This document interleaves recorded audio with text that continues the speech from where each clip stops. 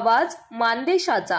मार्डी तालुका माण येथील कथित सामाजिक कार्यकर्ता रोहित पोळ याची पत्नी शीतल शंकर बागल पोळ ही बनावट कागदपत्राद्वारे अंगणवाडी सेविका या पदावर भरती झाली असल्याचे तक्रार मार्डी येथील शिवाजी पोळ एकात्मिक बाल विकास सेवा कार्यक्रम जिल्हाधिकारी सातारा यांच्याकडे केली आहे। रोहित पोळ यांची पत्नी शीतल यांनी तानाजीराव पाटील डीएड कॉलेज आटपाडी तालुका आटपाडी जिल्हा सांगली येथून डीएड केल्याचे प्रमाणपत्र जोडले आहे आणि Bahadur Shastri college of commerce science art येथून पदवीधर शिक्षण पूर्ण केल्याचे प्रमाणपत्र जोडले आहे।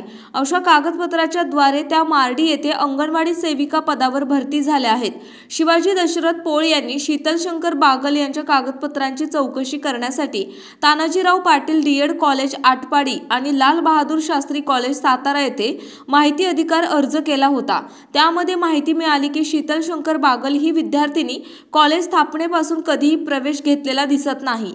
अशी माहिती मिळाल्यानंतर सदर प्रकरणातील कथित सामाजिक कार्यकर्ता रोहित पोळ यांनी बनावट कागदपत्रे तयार करून पत्नीला अंगणवाडी सेविका पदावर भरती करून प्रशासनाची फसवणूक केली आहे।